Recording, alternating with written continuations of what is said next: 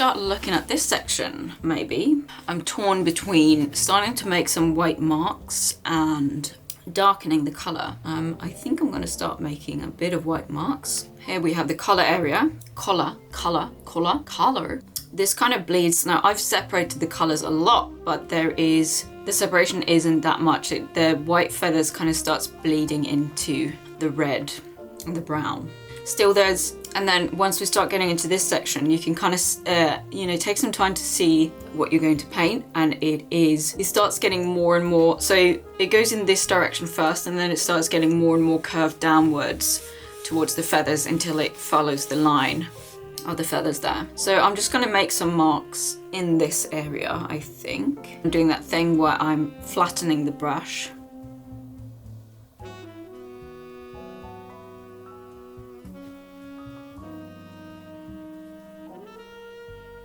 Just putting a bit of white in there because this white is actually pretty intense.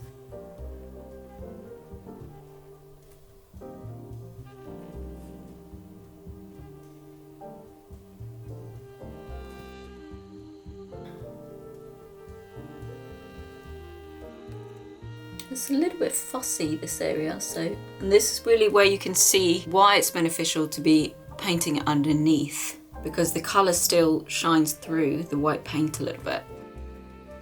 And there's kind of like a line, so we're just looking for any kind of lines or patterns or anything like that. So we're going upwards here. And also remembering that any lines, things like this, because these are more bitted, we don't want to put them in a perfect line. We want to break up the line a bit, and and I'm not painting absolutely every single bit accurately. I'm kind of getting the gist of, really just getting the gist. And then like here, for example, there are some clusters that makes it seem like they're just together. And then starting to add maybe some edges to this. And we can always paint over it if we don't like it. And then the first line going down, and that goes through that first dark mark.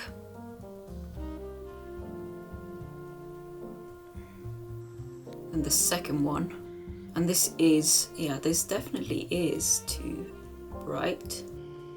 And I like the effect that this is creating, and I'm wondering if it's a mistake then doing the white first. So I might just start marking up some of the darker bits. So I'm using raw sienna and yellow ochre, mixing that in up towards the first bit there. It's actually pretty orange, so we want to keep it light. So again, we're starting to make sense of, I can kind of see some of the lines that I've painted underneath it, but not quite, not all of them. Here's definitely, so look for the big sections first, and then we can always figure out the smaller ones later. Here we go. So this is 1, 2, 3 sections. I'm very, very loosely marking this up, and I'm using these big marks for a reference. Like for an anchor point. This is starting to get a bit darker on, so I'm just going to add a little bit more brown in there.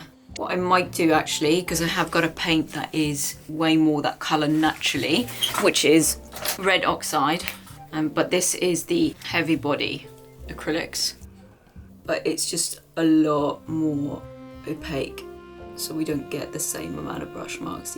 Oh, look at that. That's really intense, that colour. Might actually be too much. Just gonna add a bit of yellow in there. Now, is there anything? There's a slight bit on the other side of this feather. And then there's between here. I need to warm that up quite a lot. And then there's underneath, there's this big one, and there's a big section of, I really painted that very high up. So these, I haven't left a lot of room for the white to shine through. For the white, because I want the darker bits to shine through. I think these sections can have a more solid colour to them as well. And that colour for me feels a lot better. I like that it's more, it's not, I'm getting a less dirty look as we go along and as we start layering it. And that's really nice. And then we add in a bit more yellow as it goes, a bit brighter as we go, going further down on the other end there. Again, there's lots of white stuff in between here, but I've not made any allowance for that. So I'm just going to continue. And there's a lot of white just here, and it's quite, yeah, okay, so we've got that. I'm just making an impromptu darker line here, putting in a bit of medium. So that was very dark, that very dry, that paint. And this section up here is a lot more yellowish. So I'm just going to be very cheeky, and I'm not going to mark it out because I will mark it out with the white paint.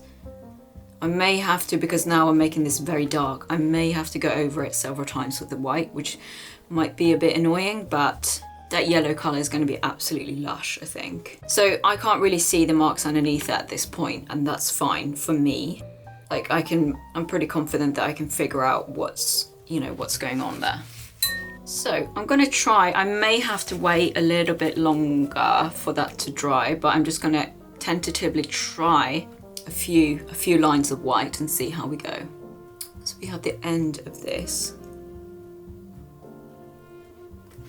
What might happen is, because it's already wet, is that, and I want a hard edge, so I may just have to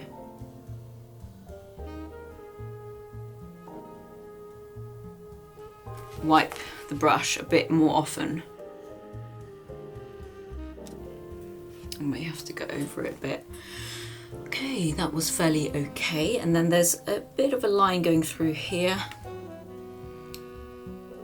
But yeah, this is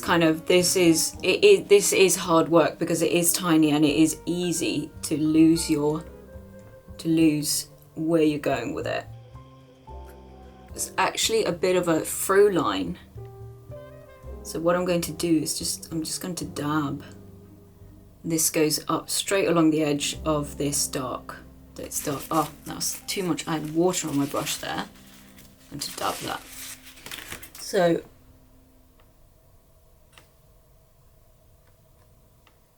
now I'm just standing up and like leaning over the painting because this is kind of on the edge of what I can see with my eyes.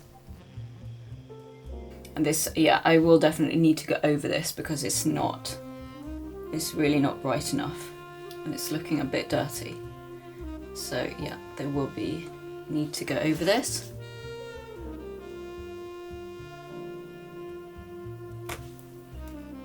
So you're sort of observing that all along the outside there's white feathers. I'm going to just scrape off a bit of paint and then start layering a bit of white on the outside. And this, I'm doing this as quite harsh lines. Just kind of want to gently blend that back in.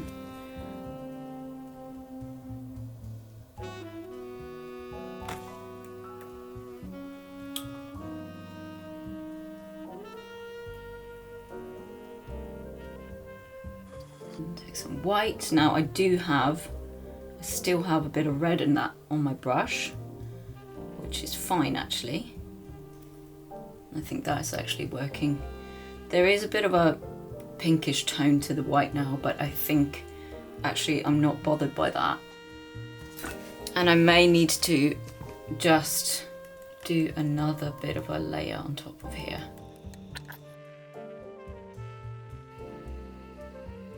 It's starting to look a lot less dirty and I am enjoying that. And it kind of goes a bit darker towards the eye there, so we adjust.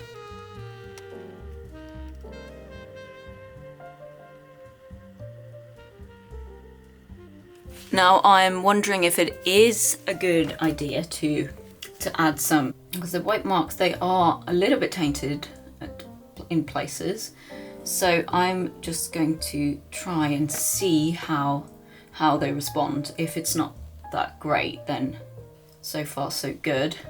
Now I'm kind of starting to add in a few of these details. It's still quite messy, but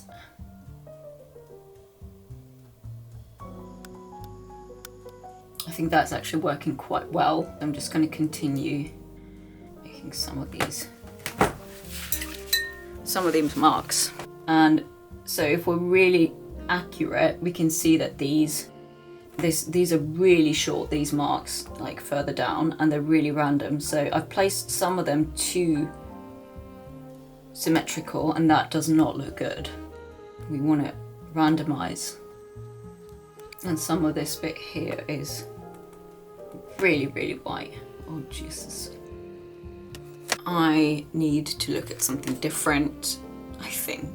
I'm going to layer some of these bad boys here. On the face, we are just observing their it's kind of sideways, I guess, diagonal patterns that emerges from time to time, but also remembering that we do want to be very random with how we add these highlights. And this is kind of like two lumps on the front here. So we got this, and then we got the one that's right on the outside edge. And then we have this line, which I've kind of started on the beak.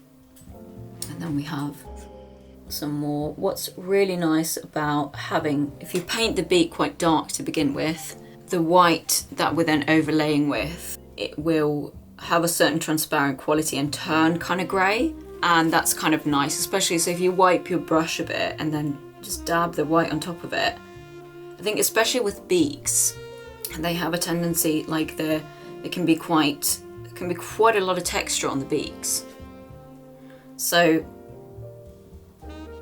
we kind of want that here. We want it to look a little bit messy and a little bit transparent, and because there's all sorts of, like the beak itself, I think in principle is quite smooth, but then obviously it gets very texturized as the bird grows up and uses it, I'm imagining, and scrapes it along stones and tries to open nuts and eats things and whatnot.